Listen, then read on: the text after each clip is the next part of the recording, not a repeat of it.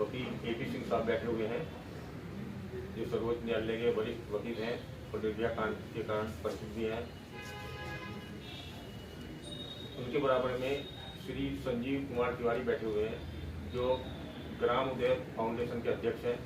आपको पीछे याद होगा कि दिल्ली उच्च न्यायालय में एक याचिका लगी थी चंद्रचूड़ साहब की नियुक्ति के खिलाफ, जिसमें इन्होंने ये वो याचिका इनकी तरफ से लगाई गई थी, जिसमें उन्होंने पूरा स्पष्ट पक्ष रखा था कि सर्वोच्च न्यायालय भारत सरकार के कानून का पालन नहीं कर रहा है, ना जजों की नियुक्ति में और ना ही राजभाषा जो कानून है भारत सरकार के उनका। इसमें इनके ऊपर इनकी याचिका को ना तो खुली अदालत में सुना गया। खुली अदालत संविधान में वो अदालत है सीआरपीसी धारा 121 के तहत, जिसमें कोई भी व्यक्ति जा सकता है और इतने व्यक्ति समावेश हो सकते हैं जो उसके अंदर समावेश हो गए। इनके साथी उसमें जाना चाहते थे किंतु उनको रोक दिया गया। और उसके बाद जो फैसला सुनाया गया, फैसले के बारे में भी खुली अदालत में फैसला सुनाने का प्रावधान है। इनका फैसला भी नेट पर लिख दिया गया और पता चला इनको कि इनके ऊपर 1 लाख जुर्माना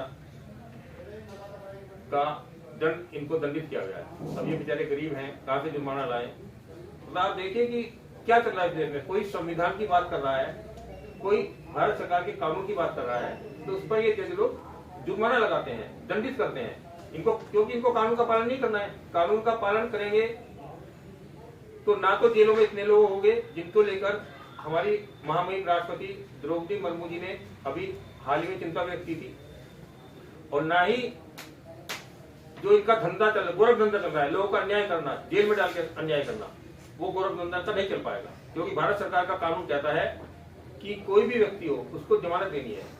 जो 7 साल से 10 साल से कम की सजा का अपराध क्या है तो 2 महीने में जमानत देनी है, और यदि अपराध 10 साल से ज्यादा की सजा का है तो 3 महीने में जमानत देनी है। क्योंकि ये 30 साल तक 20 साल तक जेल में डाल के रखते हैं। वो उनका रोजी रोटी चल रही है। क्योंकि जेल में मैं खुद जेल में रहा हूं और जजों ने मुझे जानबूझकर जेल में डाला था, क्योंकि मैंने इनका कोलिजियम सिस्टम के ऊपर विवाद खड़ा किया था। और स्वामी ओम जी और हमने जब सुप्रीम कोर्ट में ये बात उठाई तो हम पर उन्होंने 20 लाख का जुर्माना किया। 10 लाख का स्वामी ओम जी और 10 लाख का मेरे पर। हमने उसमें एक ही बात बोली थी कि ये भारतीय संविधान है, इसका अनुच्छेद 124(2) है, जो साफ कहता है कि राष्ट्रपति सर्वोच्च न्यायालय और उच्च न्यायालय के ऐसे न्यायाधीशों से परामर्श करने के पश्चात जिनसे वो इस विषय में परामर्श करना उपयुक्त समझे, सर्वोच्च न्यायालय के प्रत्येक न्यायाधीश की नियुक्ति करेगा। मतलब इनकी देखिए क्या हो रहा है देश में। यदि हमने कहा कि ये जो राष्ट्रपति को राय देगा, यानी कि एरा गैरा नस्तु खैरा राष्ट्रपति को राय देना लगा, राष्ट्रपति तय करेगा किसकी राय लेनी है, कौन राय देने के लिए उपयुक्त है। और उसमें राष्ट्रपति को आदेश दिया गया संविधान में कि वो राज्य के उच्च न्यायालय के न्यायाधीशों से परामर्श करेगा सर्वोच्च न्यायालय के न्यायाधीश को नियुक्त करने के लिए। और उसमें साफ लिखा गया है इस अनुच्छेद में, किंतु मुख्य न्यायाधीश से भिन्न अन्य न्यायाधीशों की नियुक्ति में सदैव मुख्य न्यायाधीश की राय ली जाएगी। मुख्य न्यायाधीश को राय देने का भी अधिकार नहीं है कि कौन मुख्य न्यायाधीश चुने, किंतु हमारे मुख्य न्यायाधीश जगदीश सिंह खेर कहते हैं दीपक मिश्रा जी को नियुक्त करें, दीपक मिश्रा जी कहते हैं कि इसको नियुक्त किया जाए। मतलब वो तय करते हैं मुख्य न्यायाधीश किसको चुनना है, और राष्ट्रपति जी को एक ही नाम भेजते हैं प्रस्तावित, और कहते हैं कि इस नाम को मानने के लिए आप बाध्य हैं। इनकी मतलब हट धर्मिता देखो कि क्या चल रहा है देश में। मैं उनको आप जानते हैं, मैं दारा सिंह के लिए बहुत लड़ाई की, और आतंकवादी जितने भी संधियां हैं उन सबके खिलाफ मैं खड़ा रहा। मैं एक IIT इंजीनियर हूं, उसके बावजूद भी मैं इन देश के दुश्मनों के खिलाफ लगातार संघर्ष करता रहा।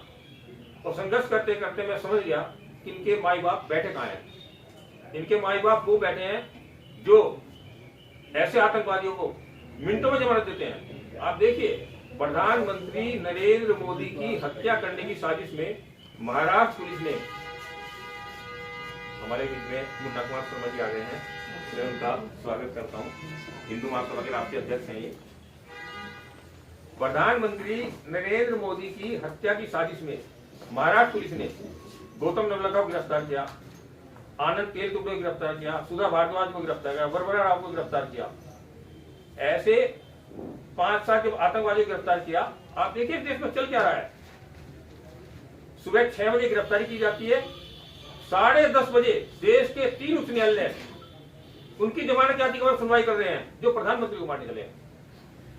हाईकोर्ट में अभी सुनवाई पूरी नहीं हुई है, हाईकोर्ट में भी सुनवाई पूरी नहीं हुई है। 3:30 बजे प्रशांत भूषण नाम का एक देशद्रोही वकील जो नक्सल आतंकवादियों के लिए काम करता है, वो सर्वोच्च न्यायालय में याचिका लगाता है। 4 बजे सुनवाई और 5 बजे दीपक मिश्रा साहब उन आतंकवादियों को पुलिस अभिरक्षा से छोड़ने का आदेश देते हैं जो प्रधानमंत्री को मारने चले। हम काम करते करते समझ गए कि इन आतंकवादियों के जो रहनुमा बैठे हैं, इनके माई बाप बैठे हैं, सुप्रीम कोर्ट में बैठे हैं। तभी स्वामी ओम जी बड़े सिद्ध महापुरुष थे, वो आने वाले कल को समझ जाते थे कि कहां चल रहा है। तभी उन्होंने सर्वोच्च न्यायालय में इन जजों की नियुक्ति के, दीपक मिश्रा की नियुक्ति को याचिका लगाई और उन्होंने पूरा पक्ष रखा। वहां पर कम से कम 500 वकील स्वामी ओम जी हमको सुन रहे थे, सारी बात संविधान की रखी। जब कहा कि उन्होंने स्वामी ओम जी ने और हमने कहा कि ये संविधान कहता है, भारत का ही संविधान है, ये कहता है कि मुख्य न्यायाधीश की नियुक्ति में मुख्य न्यायाधीश सलाह नहीं दे सकता। और आप कहते हैं मेरा उत्तराधिकारी दीपक मिश्रा, इसको जज बनाएगा, आपको तो सलाह देने का संविधान अधिकार। तो वो जगदीश सिंह खेर साहब बोलते हैं ये सलाह हमने मुख्य न्यायाधीश के नाते नहीं दी है, ये न्यायाधीश है उसके नाते दी है। मतलब क्या गुंडागर्दी चल रही है, क्या बेहियापन चल रहा है, क्या बेशर्मी चल रही है, क्या मक्कारी चल रही है, आप देखिए। और ये सिर्फ मक्कारी इसलिए चल रही है कि सुप्रीम कोर्ट के जज और जो आतंकवादी नक्सल आतंकवादियों के रहनुमा हैं, वो चाहते हैं कि सुप्रीम कोर्ट में उनके आदमी बैठ रहे हैं जो आतंकवादियों को तुरंत जमानत दें। रात के 3 बजे दीपक मिश्रा साहब याकूब मेनन के लिए कोर्ट खोलते हैं। मतलब ये आतंकवादियों को प्रश्रय देने के लिए ही ये हरदर्मिता चल रही है। अभी हमारे किरण रिजिजू साहब हैं, कानून मंत्री है, वो कोलेजियम के खिलाफ काफी मुखर हुए हैं और उन्होंने कहा है कि कोलेजियम का कहीं भी संविधान में उल्लेख नहीं है और ऐसे असंवैधानिक व्यवस्था को, कोलेजियम को चलाना ये शोभा नहीं देता जजों को। किंतु कोई बेसब्री चल रही है, कोई सुनने को तैयार नहीं है। मेरा सिर्फ यही कहना है इस देश के जजों से, आपने इस देश के संविधान पर हाथ रखकर शपथ ली है, राष्ट्रपति के सामने शपथ ली है, आप इस शपथ को तोड़ नहीं सकते, आपको कोई हक नहीं है। और यदि आपको इस शपथ को तोड़ना है तो आप सुप्रीम कोर्ट के जज बनने के हकदार हो, आपको तुरंत त्याग पत्र दे देना चाहिए। इनकी मतलब बस इस तरह की ये गुंडागर्दी चल रही है। कोलेजियम का ना संविधान में उल्लेख है, जज प्रधानमंत्री से लेकर कानून मंत्री से लेकर पूरा देश आज समझ चुका है कि कोलेजियम के द्वारा उन जजों की भर्ती की जा रही है जो आतंकवादियों को प्रश्रय दे रहे हैं। एक बात और बता रहा हूं मैं आपको, अभी 4-5 साल पहले घटना है, सुप्रीम कोर्ट ने 51 जजों की नियुक्ति के लिए कोलेजियम के द्वारा सरकार से सिफारिश की। सरकार ने उनमें से 37 जजों की नियुक्ति को यह कहकर ठुकरा दिया और वापस भेज दिया सुप्रीम कोर्ट को कि इनकी नियुक्ति से राष्ट्र की सुरक्षा के लिए खतरा है। ये सरकार का बयान है, आपको नेट पर मिल जाएगा, सब जगह मिल जाएगा। मतलब आप देखिए कि 51 जजों की नियुक्ति की सिफारिश करे, कौन कर रहे हैं? हमारे महामहिम सुप्रीम कोर्ट के न्यायमूर्ति, और उनमें से 37 जज कौन है? जो राष्ट्र की सुरक्षा के लिए खतरा है। और हम इस बात को उठा रहे थे लगातार, इस बात को हम लगातार उठा रहे थे। मेरी एक याचिका सर्वोच्च न्यायालय में पड़ी हुई थी जजों की नियुक्ति को लेकर, हम पर 20 लाख का जुर्माना किया, हम उसके बाद भी घबराए नहीं, हमने याचिका लगाई तो तारीख तक उस पर मतलब डिफेक्ट पे डिफेक्ट, उस पर सुनवाई करने को तैयार नहीं है। दिवाली के पटाखों पर याचिका लगाई हिंदू महासभा के राष्ट्रीय अध्यक्ष कौशिक जी, चंद्र प्रकाश कौशिक जी ने, तो उसको भी डिफेक्ट पे डिफेक्ट लगाने, जबकि उसमें लिखा था, ये कोरोना से पहले की बात है, 2017 की बात है, 2017-18 की बात है, उस याचिका में लिखा था कि दिवाली के पटाखों में जीवाणुनाशक गंधक होती है जो बड़ी से बड़ी महामारी को भी हमारी सुरक्षा करती है। और कुछ लोग 130 करोड़ हिंदुस्तानियों को महामारी फैलाकर मारने की साजिश रच रहे हैं, इसी के तहत दिवाली के पटाखों पर प्रतिबंध लगा रहे हैं। किंतु उसको सुनने को तैयार नहीं, उसको नहीं सुनेंगे। कोई देशद्रोही ताकतें आएंगे, सियाही फंडी वाले ताकतें आएंगे, वो कहेंगे दिवाली के पटाखों पर रोक लगाओ, तो ये तैयार बैठे हैं। जबकि ये प्रदूषण विभाग के आंकड़े हैं कि दिवाली के पटाखों में कोई प्रदूषण नहीं होता। ये सब बातें थी, इन सब बातों को लेकर जब हम सुप्रीम कोर्ट के सामने खड़े हो गए हैं और उनको पता चल गया कोई मजबूत व्यक्ति स्वामी ओम जी मुकेश जैन तुम्हारे खिलाफ खड़े हो गए हैं, तो जब इन्होंने भगवान जगन्नाथ की रथ यात्रा पर रोक लगाई तो मेरे मोबाइल से एक संदेश गया। पुलिस का कहना है कि जगन्नाथ भगवान की रथ यात्रा पर रोक लगाने वाले सुप्रीम कोर्ट के मुख्य न्यायाधीश के घर उसको जूते मारने चलना है। जूते मारने गएंगी, जूता मारानी, मेरे घर को 10 पुलिस के जवानों ने घेर लिया। मैं समझ गया देश में अन्याय है। मैं पुलिस सुरक्षा के लिए किसी ऐसे स्थान पर चला गया जहां पुलिस ना पहुंच सके। 4-5 दिन में जो 10 के 10 पुलिस वाले उनको नहीं खोल पाए, मोबाइल मैंने बंद कर दिए थे अपने। तो उसके बाद एक हमारे जयवान गोल जी हैं, उनको सामने पुलिस वाले गिरगिराने लगे कि मुकेश जैन को हाजिर करो और हमको इसको बड़ा कोई अपराध नहीं है, उसको थाने की जमानत दे देंगे। और मैं साउथ एवेन्यू थाने में पेश हुआ और वहां मुझे थाने की जमानत मिल गई। किस मामले में कि सुप्रीम कोर्ट के मुख्य न्यायाधीश को जूते मारने का आह्वान करने का मैसेज मेरे व्हाट्सएप से गया था। मैं निश्चित होकर बैठ गया क्योंकि मुझे पता था कि हिंदुस्तान का कानून है किसी एक अपराध में एक से अधिक मुकदमे दर्ज नहीं कर सकता। किंतु 10 दिन बाद ही पुलिस मेरे घर आई और मुझको गिरफ्तार करके ले गई और इस एक अपराध में मेरे ऊपर 4 मुकदमे चले हैं। कौन चला रहे हैं? सुप्रीम कोर्ट के चीफ जस्टिस बोबडे साहब। एक अपराध में 4 मुकदमे दिया रहे हैं। जूता मारा नहीं गया, जबकि उड़ीसा कोई क्षेत्र नहीं है अधिकारिता कम की, किंतु उड़ीसा मुकदमे चले जा रहे। मुझे बालेश्वर जेल में जाकर सूट दिया। वहां मेरे बेटे ने एक दिन सूचना दी मुझे कि मेरा प्यारा कुत्ता शेरू मर गया। तो जेल में कहा कि जैन साहब आपके ऊपर तो जान का संकट है। तब मैंने जब सिलसिलेवार जोड़ा तो मुझे गिरफ्तार करने उड़ीसा की 8 पुलिस के जवान आए थे और वो 8 के 8 पुलिस के जवान दिल्ली हवाई अड्डे पर मुझे इधर बीच में छोड़कर इधर उधर तितर बितर हो गए। मेरे ऊपर गाली देने के ऊपर आजीवन कारावास की छापा टाइप धार लगाई गई है। जब सब इनको जोड़ा तो तब मैंने पाया कि ये पुलिस के जवान जो छोड़ के भागे कि मुकेश जैन भागे, हम इसको गोली मारे। इनका मकसद यही था कि मुझे गोली मार दे, क्योंकि सीआरपीसी में प्रावधान है कि कोई व्यक्ति यदि पुलिस ऑफिसर से भागता है उसको पुलिस गोली नहीं मार सकती। कब तक? जब तक कि उसके ऊपर कोई ऐसा संगीन मुकदमा दर्ज ना हो जिसमें आजीवन कारावास की सजा दी जा सके। मतलब आप देखिए गाली, मतलब कितनी प्राणी से खेल खेला गया है।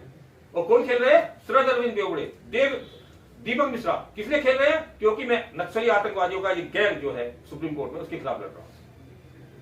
इस देश में जो कुछ हो रहा है, आज जितना आतंकवाद पनप रहा है, उसके पीछे ये सुप्रीम कोर्ट के जज ही हैं। आप देखिए ये प्रशांत भूषण क्या याचिका लगा नोटबंदी के ऊपर। नोटबंदी को 6 साल गुजर गए हैं, नोटबंदी की समीक्षा कर रहे हैं कौन? सुप्रीम कोर्ट के जज। प्रधानमंत्री नरेंद्र मोदी ने जिस दिन नोटबंदी 8 नवंबर 2016 को नोटबंदी की थी, जारी की थी, तो उन्होंने साफ कहा था, उसके 4 कारण बताए थे। पहला कारण भ्रष्टाचार उन्मूलन, दूसरा कारण कालेधन समाप्ति, तीसरा कारण बताया था नक्सली आतंकवाद का खात्मा और चौथा कारण था नकली नोट पर लगाम। ये सब 3 कारण सजाव के, एक ही कारण था नक्सली आतंकवादियों पर लगाम। और इसके कारण क्योंकि हमने और स्वामी ओम जी ने सरकार को समझाया था कि यदि आतंकवाद का खात्मा करना है तो उसका सबसे सरल तरीका ये है कि उनका को आर्थिक रूप से बर्बाद करो। और प्रधानमंत्री नरेंद्र मोदी ने हमारी बात को मानकर नक्सली आतंकवादियों के लिए, देशद्रोहियों के लिए उनको आर्थिक रूप से बर्बाद करने के लिए नोटबंदी की। किंतु सुप्रीम कोर्ट के जज हैं, ये तो आतंकवादियों के लिए खुला भंडार है, इनको ये हजम नहीं हो रहा है, प्रशांत भूषण को हजम नहीं हो रहा है। इसलिए नोटबंदी के खिलाफ सुप्रीम कोर्ट में सुनवाई हो रही है, सरकार से फाइलें मंगाई जा रही है। कारण बताओ आपने लोगों ने? कारण बता तो दिया प्रधानमंत्री ने कि नक्सली आतंकवादियों का खात्मा करने के लिए ही नोटबंदी की है। मतलब ये चाहते हैं कि कल कोई दूसरी सरकार यदि नोटबंदी करती है तो उसको 10 बार सोचना पड़े, क्योंकि नोटबंदी से आतंकवादियों को, देशद्रोहियों को एक बहुत बड़ी चोट पहुंची है। उनके जो पैसा था, करोड़ों अरबों रुपया जो इंग्लैंड से आ रहा है, अमेरिका से आ रहा है, वो सारा पैसा जीरो हो गया था। इसीलिए ये सब लोग परेशान है। मेरा यही कहना है कि सर्वोच्च न्यायालय में जो कुछ चल रहा है वो ठीक नहीं चल रहा है। ना तो ये संविधान को मानते हैं, ना कानून को मानते हैं, ना भारत सरकार के कानून का राज चल रहा है। एक गुंडागर्दी चल रही है, एक मक्कारी चल रही है, एक संविधान के खिलाफ साजिश चल रही है। और जब तक इस साजिश का खात्मा नहीं होगा तब तक सर्वोच्च न्यायालय से किसी को न्याय नहीं मिल पाएगा। मैं ये नहीं कह रहा, यही बात हमारे रंजन कुमार गोगोई साहब ने बोली है कि सुप्रीम कोर्ट को आधा दर्जन ऐसे लोगों के गैंग ने घिरा हुआ है जो जजों को फिरौती देते हैं और अपने पक्ष में मनमाने फैसले लिखवाते हैं। तो एक तरह की ये साजिश जो चल रही है, देशद्रोह के पक्ष में फैसला देने की साजिश चल रही है, इस साजिश को नेस्तनाबूद करने का एक ही उपाय है कि महामहिम राष्ट्रपति जी, आप विद्युषी हैं, कानून भी जानती है और कानून इतना कमजोर नहीं है, उसको तो 8वीं 10वीं बच्चे का बच्चा भी पढ़ सकता है, समझ सकता है कि और जो लोग नेता हैं वो उनको कानून की जांच समझ है, क्योंकि वो कानून बनाते हैं। वकीलों और जजों को इतनी समझ नहीं है जितनी समझ कानून के बनाने वालों को है। और कानून में साफ लिखा है कि राष्ट्रपति अपनी मर्जी के ऐसे न्यायाधीशों को परामर्श देगी, हाई कोर्ट के भी और सुप्रीम कोर्ट के भी, जिनको जजों की नियुक्ति करने के लिए वो परामर्श देने के लिए उपयुक्त समझती है। इस कानून का सरासर सुप्रीम कोर्ट के जज अवहेलना कर रहे हैं, राष्ट्रपति के अधिकारों पर डाका डाल रहे हैं, अपनी मनमर्जी से डाल रहे हैं। कोई कोलेजियम के खिलाफ बोलता है, नहीं कोलेजियम तो हमारा, आज के अखबार में खबर आई है कि वो कह रहे कोलेजियम तो कानून है। अरे कानून ये है, कोलेजियम तुम्हारा कानून है, तुम्हारे बाप की बपोती नहीं है, तुम्हारे बाप का राज नहीं चल रहा सुप्रीम कोर्ट में, तुम इस कानून से बंधे हुए हैं।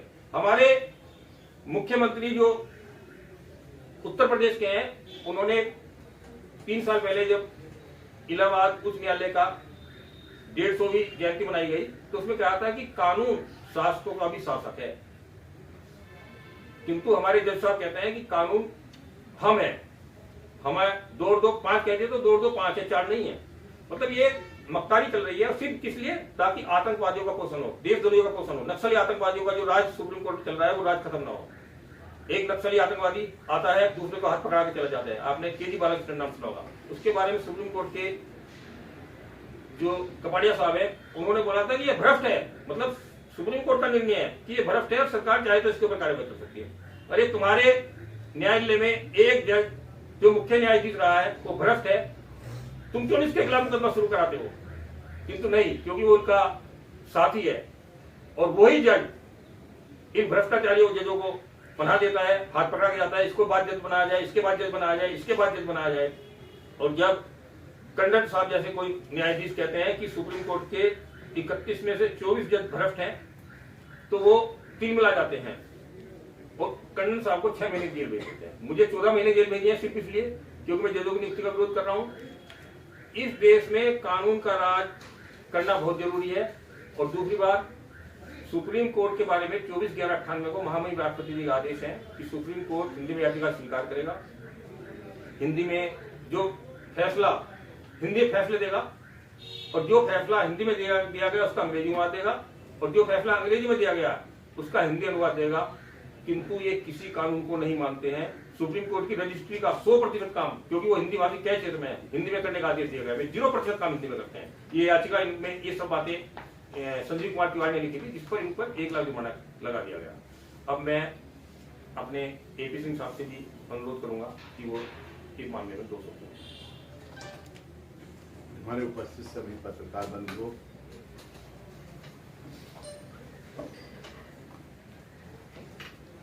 अखिल भारतीय हिंदू महासभा के राष्ट्रीय अध्यक्ष आदरणीय मुन्नालाल शर्मा जी,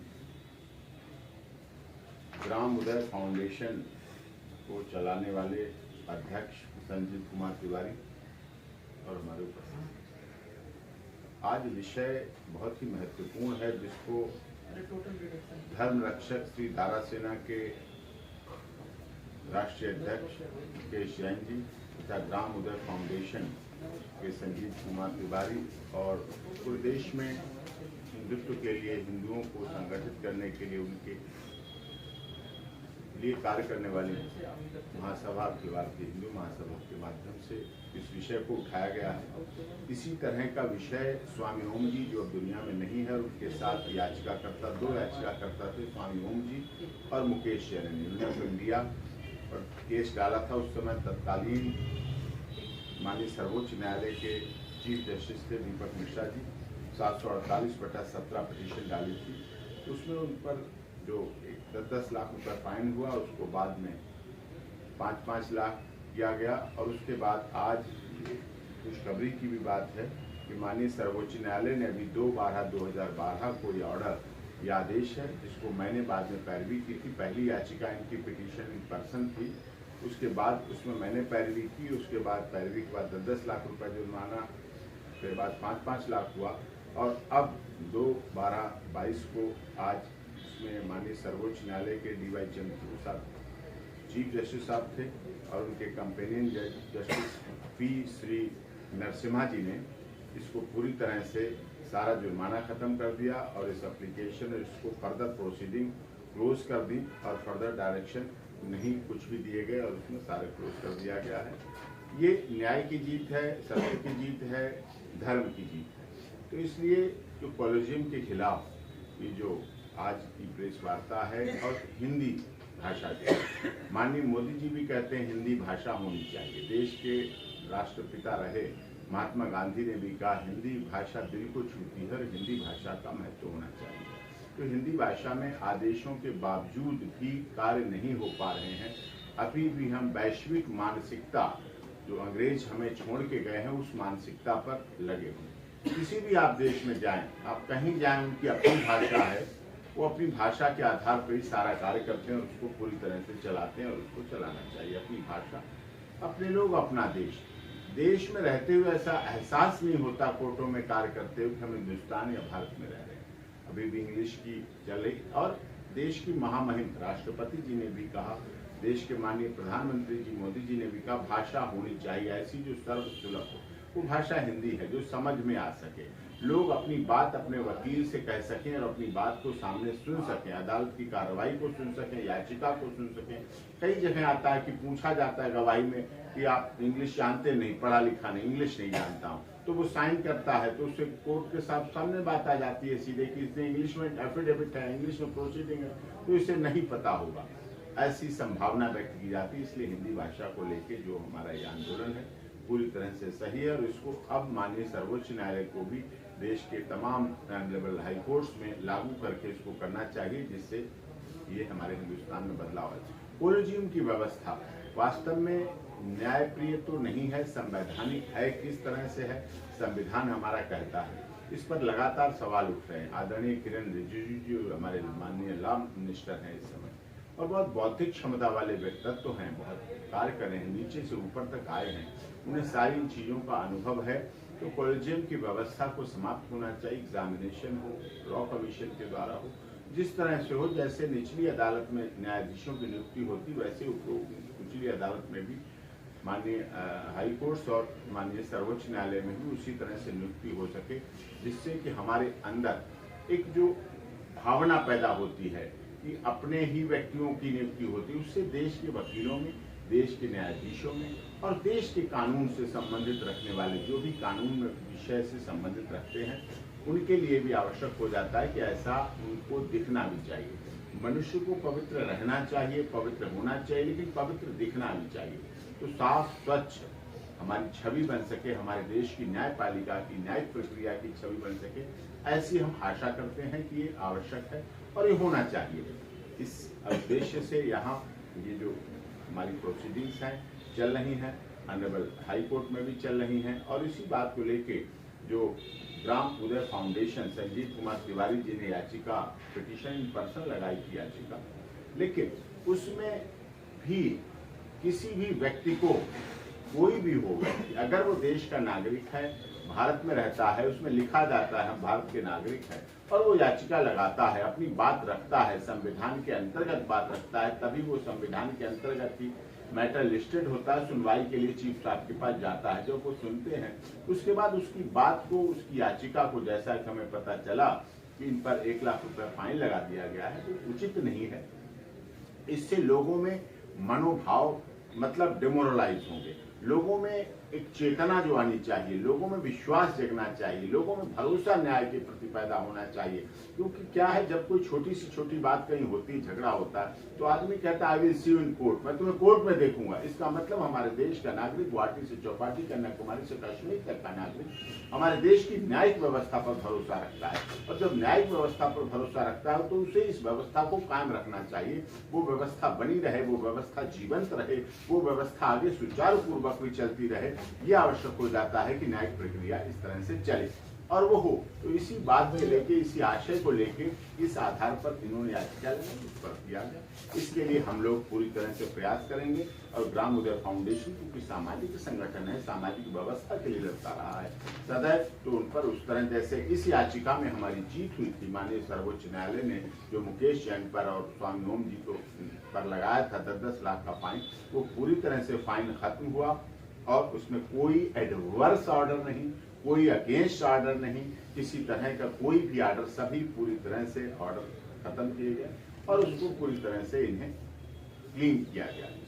अब इसी तरह से जो इनके ऊपर लगा है, हम वो चीज की भी दिल्ली हाई कोर्ट में इस बात को लड़ाई लड़ेंगे। कॉलेजियम हमारी व्यवस्था के खिलाफ अगर कोई व्यक्ति नागरिक, इस देश का नागरिक, बौद्धिक नागरिक जो ग्राम उदय फाउंडेशन के माध्यम से देश में काम कर रहा है, समाज के लिए काम कर रहा है, अपने देश को सोने की चिड़िया जगत गुरु बनाने के लिए काम कर रहा है, वही काम मोदी जी भी कर रहे हैं, वही काम चीफ जस्टिस ऑफ इंडिया भी कर रहे हैं, वही काम देश की महामहिम राष्ट्रपति जी कर रहे हैं। उनको तो करना चाहिए। जब उनको लगता है कि हमारे देश में, उन्होंने कहा, देश की महामहिम राष्ट्रपति जी ने बहुत बड़ी भावनात्मक बात कही 26 नवंबर को कि हमें ऐसा पता है, हमारे यहाँ उड़ीसा में लोग मानते हैं कि 3 लोगों को, लॉयर, डॉक्टर और टीचर, इनको भगवान का दर्जा दिया जाता है, भगवान की तरह मानते हैं।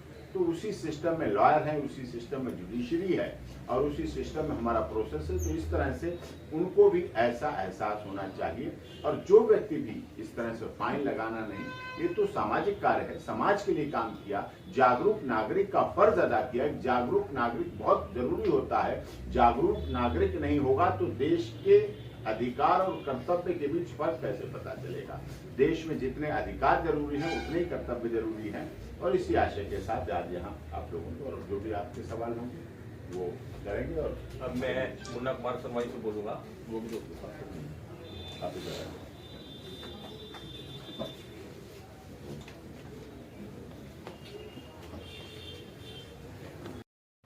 ग्राम उदय फाउंडेशन के श्री तिवारी जी, सभी पत्रकार बंधुओं, छायाकार बंधुओं का मैं स्वागत करता हूं।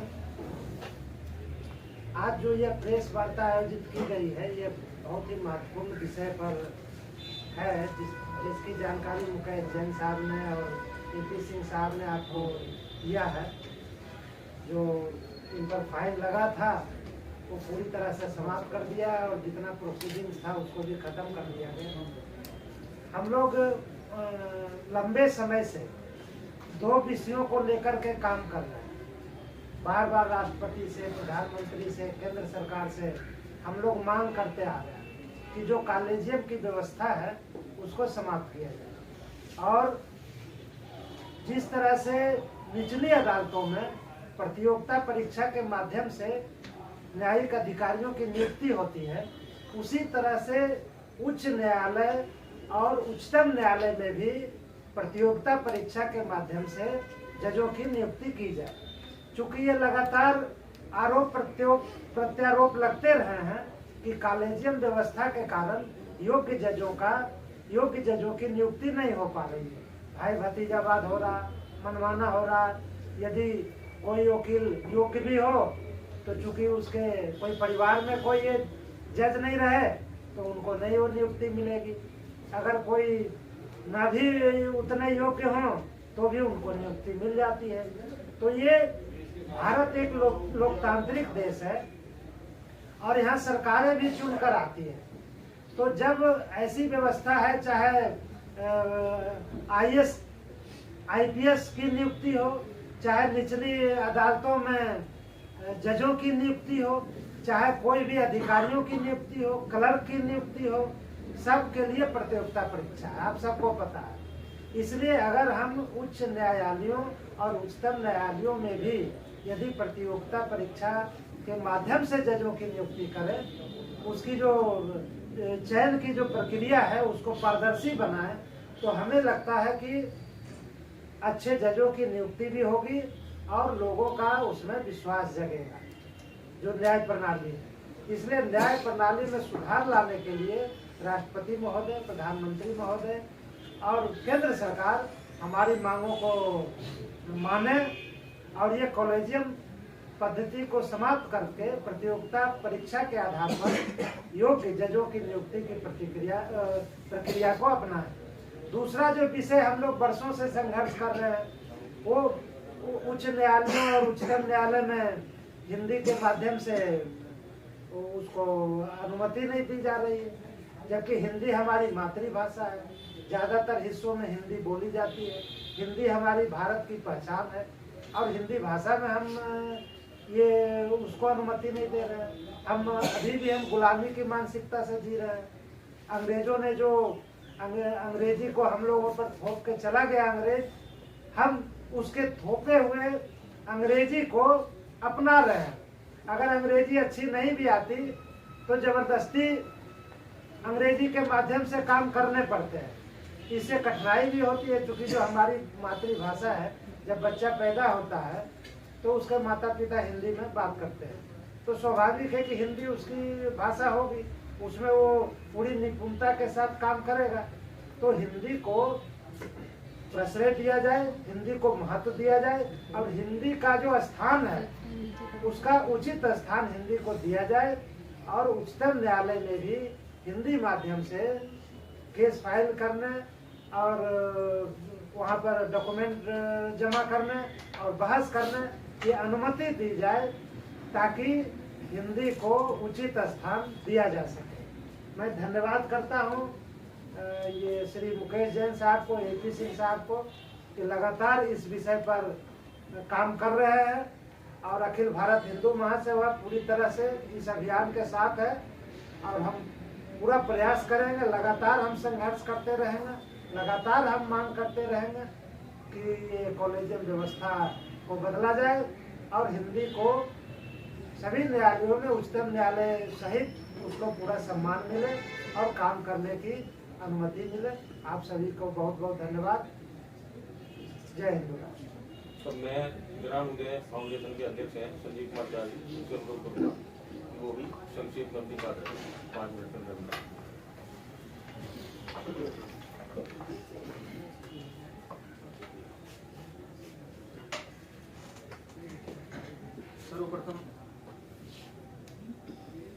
सर्वप्रथम सभी पत्रकार बंधुओं का हृदय से धन्यवाद। आदरणीय मुकेश जैन जी का धन्यवाद, वरिष्ठ अधिवक्ता श्री AP सिंह जी का धन्यवाद, और आदरणीय मुन्ना शर्मा जी का हृदय से धन्यवाद।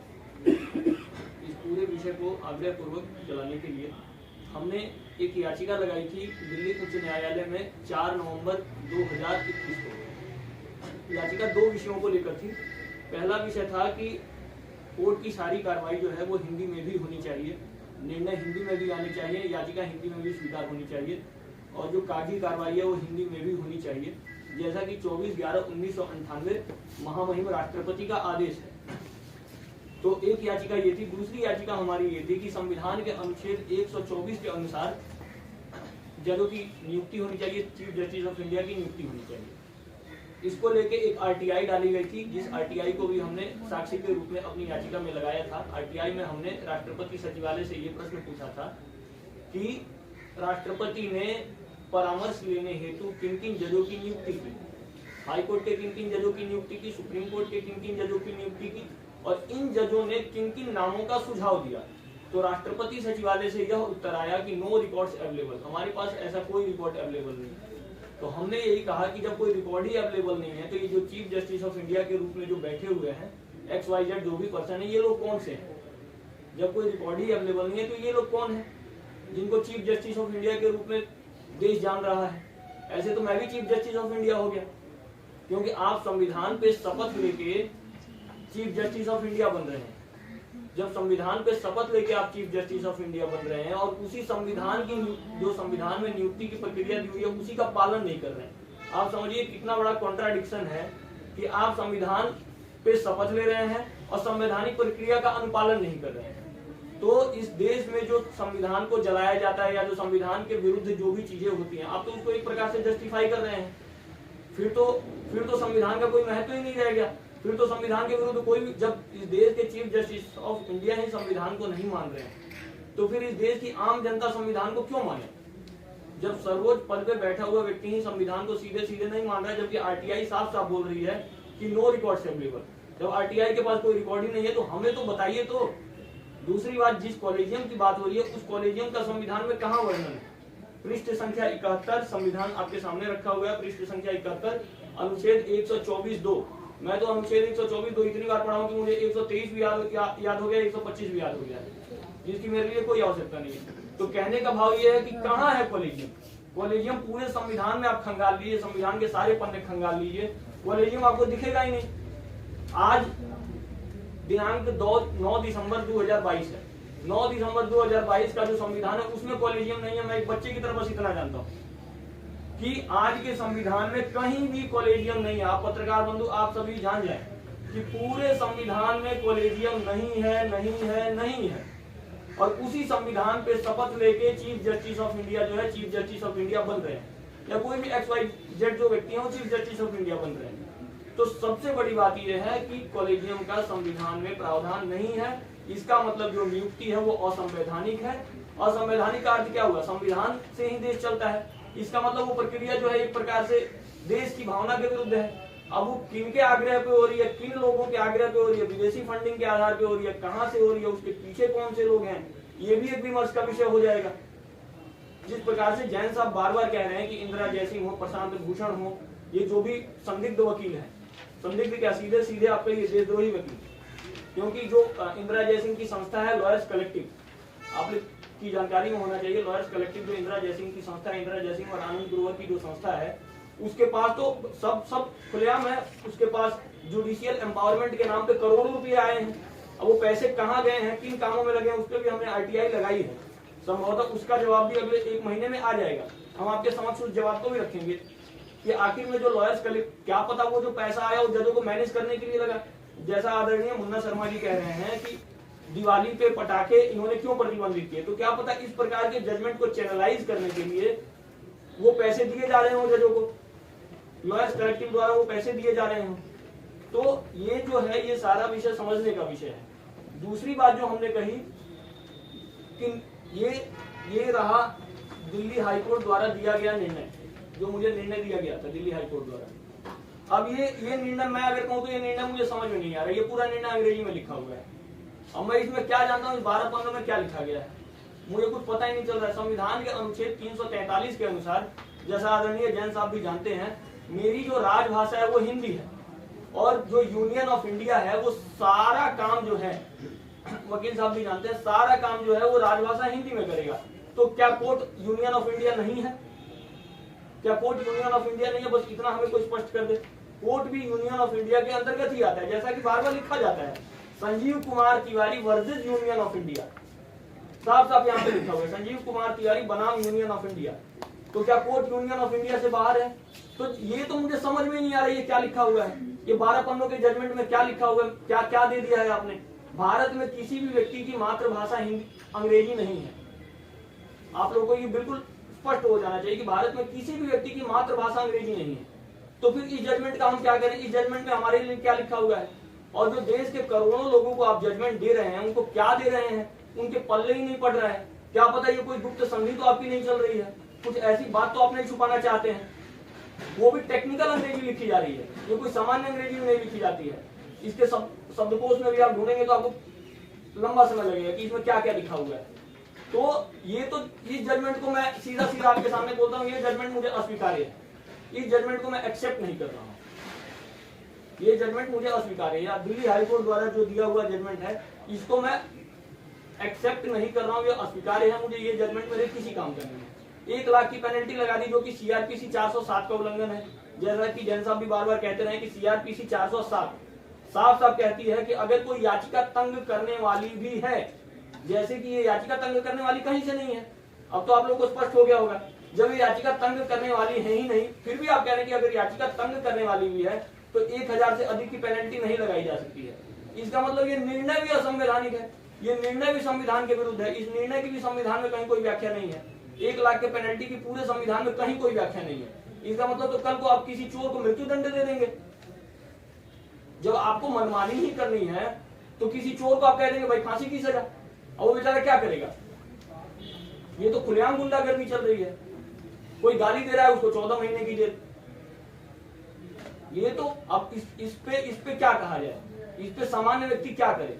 इस देश की जनता को विचार करना पड़ेगा कि वो कहां जाए।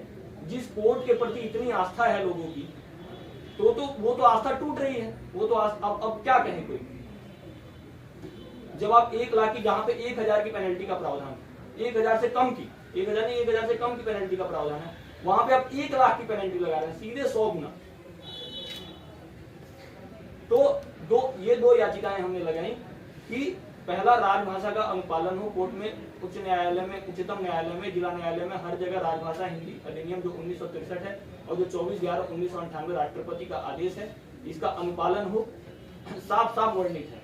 अगर मातृभाषा का विषय भी अगर आप ये कह रहे हैं कि हिंदी उत्तर से दक्षिण, पूर्व से पश्चिम पूरा स्वीकार्य नहीं, अगर आप ये कुतर्क भी कर रहे हैं, तो अगर कोई तमिल भाषी याचिका करता है तो उसको तमिल में दीजिए, अगर कोई गुजराती भाषी है तो उसको गुजराती में दीजिए। इसकी व्यवस्था आप डेवलप कीजिए, ये आपका काम है। ये 24/11/1998 में साफ साफ राष्ट्रपति ने कहा है कि इस प्रकार के सिस्टम को डेवलप किया जाए, इस पर काम किया जाए। क्या अब तक क्या काम हुआ है? मातृभाषा पे गुजराती में निर्णय देने को लेकर, तमिल में निर्णय देने को लेकर, कन्नड़ में निर्णय देने को लेकर, मिथिला में निर्णय देने को लेकर, इस पर क्या काम हुआ है? तो पता चलेगा सुप्रीम कोर्ट और हाई कोर्ट में इसका अभी तक कोई काम नहीं हुआ है। हम जब इसका हिंदी वो मांगने गए, हमने हिंदी अनुवाद नहीं मांगा था। हम आप लोगों को यह स्पष्ट कर दे, हमने किसी से हिंदी अनुवाद नहीं मांगा था। हमने कहा कि स्वतः संज्ञान लेके आप हमारा हिंदी में निर्णय लीजिए। अनुवाद क्यों? अनुवाद किस लिए? पहले आप अंग्रेजी में देंगे फिर हिंदी में देंगे, ऐसे नहीं। हमको हिंदी में दिया जाए, हिंदी का अनुवाद। क्योंकि मेरा अधिकार हिंदी है, मेरी राजभाषा हिंदी है संविधान के अनुच्छेद 343 के अनुसार। तो पहले आप हिंदी में दीजिए, उसके बाद अंग्रेजी में अनुवाद कीजिए, तमिल में कीजिए, फ्रेंच में कीजिए, जर्मन में कीजिए, जिसमें भी कीजिए, पहले हिंदी में दीजिए। काउंटर पे बैठा हुआ व्यक्ति कह रहा है कि 25 साल हो गए मुझे नौकरी करते हुए, आज तक हमने हिंदी में किसी को दिया ही नहीं। मैंने कहा ये आपकी समस्या है, आपने हिंदी में किसी को नहीं दिया है, उसके लिए मैं क्या करूं? आपको मुझे हिंदी में निर्णय देना ही पड़ेगा। वो लोग मुझे गोल गोल घुमाते रहे पूरे दिल्ली हाईकोर्ट में, सुबह 9 बजे से लेकर शाम के 5 बजे तक गोल गोल घुमाऊं, उसके बाद साफ साफ यही पता चला है कि जी हमको हिंदी में मेरा निर्णय मिलने नहीं जा रहा है। क्या करता मैं? यही अंग्रेजी का 12 पन्नों का जजमेंट उठा के, जिसको मैं फिर से बार बार बोल रहा हूँ, अस्वीकार कर रहा हूँ, इसको लेकर घर आ गया। अब क्या कर? तो इस प्रकार की खुलेआम गुंडागर्दी कोर्ट में चल रही है, खुलेआम गुंडागर्दी कोर्ट में चल रही है। आप नक्सलियों को बेल दे रहे हैं, आतंकवादियों को बेल दे रहे हैं, जो लोग देश के प्रधानमंत्री को मारने की प्लानिंग कर रहे हैं उनको बेल दे दी जा रही है। आप समझिए इस बात को। उनके लिए कोर्ट के दरवाजे रात को खोल दिए जा रहे हैं, 2 बजे, 3 बजे, 4 बजे, जब वो चाहे, वो जिस समय चाहे। 24 घंटे में सारा समय नक्सलियों का है और हम लोग का कोई समय नहीं है। आम जनता का इस देश में कोई समय नहीं है कोर्ट में। आप लोग ये समझ जाइए कि आम जनता के लिए कोर्ट बना ही नहीं। तो हम लोग का आग्रह यही है कि ये कोर्ट जनता का है, जनता के आग्रह पे चले। क्योंकि अगर संवैधानिक प्रक्रिया से नियुक्ति होती है जरूर भी, तो सीधी बात है राष्ट्रपति का चयन इस देश की जनता करती है। तो अगर राष्ट्रपति कल को नियुक्त करते हैं चीफ जस्टिस ऑफ इंडिया को, तो सीधे सीधे इस देश की जनता चीफ जस्टिस ऑफ इंडिया को नियुक्त करेगी। यानी जुडिशरी को लोकतांत्रिक बनाने का हम लोग काम कर रहे हैं। जुडिशरी कहीं से भी लोकतांत्रिक नहीं है। जिस सरकार को इस देश में बार बार गाली दी जा रही है वो सरकार लोकतांत्रिक है। आप समझिए, केवल ये गाली देने का एजेंडा चलाया गया है कि नेता चोर है, नेता भ्रष्ट है। नेता लाख चोर है, लेकिन नेता से आप प्रश्न पूछ सकते हैं। 5 वर्षों बाद आप उससे प्रश्न पूछ सकते हैं कि आपने क्या किया। नहीं, जुडिशियल सिस्टम से कोई पूछ ही नहीं पा रहा है। उनको जो मन में आया वो गाली पे फांसी की सजा भी दे देंगे, चोरी पे फांसी की सजा भी दे देंगे। मतलब जो मन आए वो निर्णय। और अंतिम तर्क क्या होगा? जी ये हमारा तो स्वविवेक है, स्वविवेक के आधार पर हम निर्णय दे रहे हैं। अभी स्वविवेक का खंडन करते रहिए। अब वो जो स्वविवेक है वो विदेशी फंड पे चल रहा है या कौन से पैसे पे चल रहा है? अमेरिका के पैसे पे चल रहा है, CIA के पैसे पे चल रहा है, किसके पैसे पे चल रहा है? उसकी तो जांच होनी चाहिए। जिन 2 जजों ने निर्णय दिया हमारे विरुद्ध 1 लाख की पेनल्टी लगाई, दिल्ली हाईकोर्ट के सतीश चंद्र शर्मा और सुब्रमण्यम। आप जब सुप्रीम कोर्ट के मैं चोरों से मतदारों की बात पे कोई भरोसा नहीं करता। संविधान ये है, संविधान ये है, संविधान ये है, इसके अलावा दूसरा कोई संविधान नहीं है। कोई लास्ट व्याख्या जो है संविधान की कौन करता है? सुप्रीम कोर्ट करता है। किसने व्याख्या मांगी? क्या राष्ट्रपति ने उससे व्याख्या मांगी है? भाई अगर राष्ट्रपति क्या संविधान को पढ़ना जानते हैं? राष्ट्रपति ने कोई व्याख्या नहीं मांगी है कि आप इसकी व्याख्या कीजिए। कोई व्याख्या राष्ट्रीय नक्सली आतंकवादी प्रशांत भूषण व्याख्या मांग रहा है, उसके अनुसार व्याख्या कर रहे हैं, इसका कोई मतलब नहीं है। व्याख्या राष्ट्रपति मांगता है और राष्ट्रपति को परामर्श देने का हक है। व्याख्या देश के संविधान को पूरे साफ संविधान का अनुच्छेद 143, संविधान का अनुच्छेद 143 के अनुसार राष्ट्रपति सुप्रीम कोर्ट के जजों से किसी बारे में जो समझ में नहीं आ रही इसकी व्याख्या मांग सकता है। राष्ट्रपति ने कभी व्याख्या नहीं मांगी। राष्ट्रपति को नहीं है ना दिक्कत? राष्ट्रपति कोई दिक्कत नहीं, राष्ट्रपति को ने व्याख्या नहीं मांगी है। वो जबरदस्ती व्याख्या दे रहे हैं कि राष्ट्रपति जी इस लाइनों का अर्थ ये है। मैं आपको बताता हूँ, संविधान का अनुच्छेद 124(2) वो साफ कहता है कि राष्ट्रपति सर्वोच्च न्यायालय और उच्च न्यायालय के ऐसे जजों से परामर्श करने के पश्चात, अक्सर से बता रहा हूँ, जिनसे परामर्श करना इस विषय में वो उचित समझते हैं, सर्वोच्च न्यायालय के प्रत्येक जज की नियुक्ति करेगा। ये राष्ट्रपति को तय करना है किस जज की से परामर्श लेनी है। ये खुद का खुद परामर्श दे रहे हैं। आज हम परामर्श देने लगे इनको कि तो सुप्रीम कोर्ट ने तो सरकार को भी कहते कि इस पर गैर जरूरी विवाद न उठाया जाए। संविधान वो स्पष्ट कर चुका है कि वो एक कदम पीछे नहीं हटेगा। वो पीछे चाटनी कॉलोजियम को लेकर मेरी बिल्कुल बात सुनिए, वो पीछे हटे ना हटे, ये देश है, ये हिंदुओं का देश है। इस देश में ये हिंदू कौन कह रहा है हिंदुओं का देश है? मेरी बात सुनिए, हिंदुत्व क्या है मैं बताता हूँ। हिंदुत्व 100 साल में जागता है, 150 साल में जागता है। हिंदू जब जागता है तो 1857 में क्रांति होती है, वो इकट्ठा जागता है, वो भले ही देर से जागता है, वो बिल्कुल ये कौन कह रहा है कि लाल हिंदुओं का करके देश चलेगा। है? तो सबका देश है, चाहे वो मुसलमान मैं हो, चाहे बता रहा हूँ क्रिश्चियन कि है, देश के ईसाई हो, इस कोई देश के इस हिंदुओं देश को में रहने वाले हर इस व्यक्ति का देश है। देश के हिंदुओं को चल रहे हैं, वो हिंदुओं को तुम्हारे पर रोक लगा रहे हैं, हिंदुओं की आस्थाओं को ठेस पहुंचा रहे हैं। जब हिंदुओं की आस्थाओं को अंग्रेजों ने ठेस पहुंचाई और गाय और सुअर की चर्बी कारतूस में लगाई तो 1 लाख अंग्रेजों के सिर काट दिए गए थे। यानी कि आप हिंदू महासभा से होकर के आप भी हिंदू मुसलमान ज्यादा कर रहे हो। क्या थी? हिंदू मुसलमान हिंदू मुसलमान ने क्या कि देश के मुसलमानों और हिंदुओं ने मिलकर 1 लाख अंग्रेजों के सिर काटे थे। और जैसे और संविधान बहादुर शाह जफर के नेतृत्व में लड़ाई लड़ी थी। आप बात को गलत मत बोलिए, उल्टे मत खुआइए। इस देश के आपने सिर्फ हिंदुओं का देखा जो कि हमला किया जा रहा है हिंदुओं का सुप्रीम देश कोर्ट के जरिए, वो गलत है।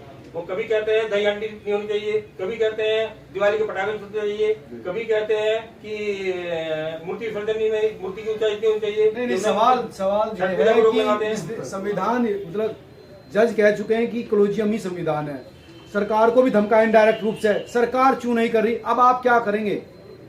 संविधान विषय- कोई मानी नहीं। सरकार- आप कहते हैं सरकार- सरकार आप चुनाव कर रही है। कोई ये कैसे कर रहे हैं? संवि- किरण रिजिजू साहब ने बोल दिया है कि कॉलेजियम का संविधान में कोई अस्तित्व नहीं है और हम उसको कॉलेजियम को नहीं मानते हैं। हाँ, वो उसकी- लेकिन उन्होंने उसके बाद सुप्रीम कोर्ट का रिएक्शन आया ना, देता वो नाराज है। उन्होंने 21 अटॉर्नी जनरल कह रहे हैं कि मैं सरकार से सलाह करने के बाद बताऊंगा। नियुक्ति के लिए बाध्य करने के लिए जो बाध्य थी सरकार ने वहां पर फैक्ट मारी, बोले हम नहीं करते नियुक्ति, तुम्हें करनी कर लो।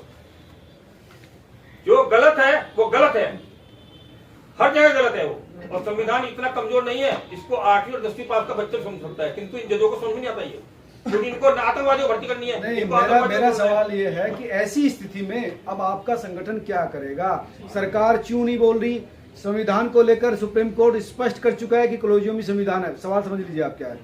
सरकार नहीं इस अभी कुछ अब ऐसी स्थिति में आपका जो संगठन है, हिंदू महासभा है, ये हम तमाम वहीं संगठन के लोग राष्ट्रपति से हैं, अनुरोध वो क्या करने जा रहे हैं? हम सुप्रीम कोर्ट के जजों से अनुरोध करने नहीं बैठे, वहाँ वहीं राष्ट्रपति अनुरोध करने के लिए बैठे हैं कि वो अपनी वही- मर्जी के जजों को नियुक्त करे और उसकी राय से सर्वोच्च न्यायालय के प्रत्येक न्यायाधीश की नियुक्ति करे, जो कि संविधान में लिखा है। अच्छा, तो आप अब प्रेसिडेंट ऑफ इंडिया को अप्रोच करेंगे, हैं?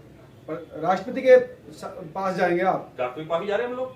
नहीं, ये राष्ट्रपति स्पष्ट के होना पास चाहिए ना। जा रहे हैं हम लोग। आपने आलोचना हमने- की, लोग ये सब मांग लेकर के, क्योंकि इसीलिए प्रेस कॉन्फ्रेंस का आयोजन किया गया, क्योंकि ये गतिरोध देश के माननीय लॉ मिनिस्टर के द्वारा भी बात आई थी, कॉलेजियम की बात, आम जनता के द्वारा भी सवाल उठ रहे थे कॉलेजियम को लेकर, और अब माननीय चीफ जस्टिस ऑफ इंडिया ने इस पर जो क्लैरिफिकेशन दिया है कि कॉलेजियम संवैधानिक है। अब इसको क्लैरिफिकेशन कौन करेगा? हमारे पास एक संस्था है संविधान देश का, क्योंकि पूरी किताब नहीं है, पूरा उसमें डॉक्टर भीमराव अम्बेडकर के सपनों का भारत है, और पूरे संविधान निर्मात्री सभा की अध्यक्षता के रूप में उन्होंने कार्य किया। दूसरा हमारा वर्णन आता है कि सुप्रीम कोर्ट जो कानून को कॉन्स्टिट्यूशन बेंच बनाकर कानून मोड़ती है, तोड़ती है, सही करती है। तीसरी हमारे पास संस्था है भारत सरकार, यूनियन ऑफ इंडिया। भारत सरकार ने भी, माननीय मोदी जी ने भी पिछले दिनों बहुत से कानून जो जरूरी नहीं थे उनको समाप्त किया है, और इन सब के ऊपर है हमारे देश की महामहिम राष्ट्रपति द्रौपदी मुर्मू जी, जो बड़े निचले समाज से आई हैं, जिन्होंने जेल को भी देखा है, कोर्ट को भी देखा है, समाज को भी देखा है, और तमाम विपत्तियों के बावजूद इस मुहिम पे पहुंची है। इस आधार पर जब चीफ जस्टिस ऑफ इंडिया का अपना वर्जन आ गया है, तो ऐसे समय में हमारे पास दो रास्ते बचते हैं। एक तो भारत सरकार, देश के माननीय प्रधानमंत्री मोदी जी, उनके द्वारा, देश के लॉ मिनिस्टर के द्वारा, और दूसरी हमारे देश की महामहिम राष्ट्रपति जी। हम दोनों लोगों को अप्रोच, उदय फाउंडेशन, धर्म रक्षक दारा सेना, अखिल भारतीय हिंदू महासभा और जो तमाम संगठन हैं, वो सारे मिलकर इन दोनों जगह अप्रोच करेंगे, जो कॉलेजियम की स्थिति को क्लियर किया जाए। क्या कॉलेजियम संवैधानिक है? अगर संवैधानिक है तो उसमें याचिका पड़े, माननीय सर्वोच्च न्यायालय सुनवाई करे। नहीं, ये हुआ है, संवैधानिक तो कॉलेजियम है ही नहीं। नहीं वो ठीक है आपकी बात। भारत सरकार वो बात सुप्रीम कोर्ट के कहने से, क्योंकि वो तो अन्याय करने के लिए बैठे हैं। नहीं नहीं, वो जो तो अन्याय अन्याय इस का देश केस में बनता है। सुप्रीम कोर्ट जो कहेगा वो कानून है। वो कोई कानून नहीं, मुझे 14 महीने जेल में रखा, नहीं। 1 अप्रैल में 4 मुकदमे दे रहे हैं, ये तो बेईमान होकर पड़ा हुआ है। देखिए, संविधान में नक्सली आतंकवादियों का जो बैठा है। स्पष्ट करने की ना, संविधान को स्पष्ट करने की ताकत जो है सुप्रीम किसने कोर्ट स्पष्ट करने के लिए कहा? भारत आप ये संविधान- बताओ भारत कि संविधान- कॉलेजियम की 124(2) को नहीं, ये अच्छा होगा कि आप अप्रोच कर रहे हैं भारत सरकार को, सरकार को और राष्ट्रपति देश क्या के है? महामहिम इतने मुख्य है उससे परिभाषा मांगो। भारत सरकार और देश के महामहिम राष्ट्रपति जी को अप्रोच करेंगे। वो कानून के मेकर ब्रेकर संस्था है। हाँ, जैसे करें वो सदन में चर्चा हो, सदन में चर्चा होनी स्पष्ट चाहिए। लोकसभा राज्यसभा हमारी जनता की आवाज है। सदन ने खुद कॉलेजियम को स्पष्ट होना चाहिए ना रास्ता चर्चा आपका। होनी चाहिए। लोकसभा राज्यसभा ने खुद कॉलेजियम को गलत पाकर राष्ट्रीय न्यायिक नियुक्ति आयोग का गठन किया है।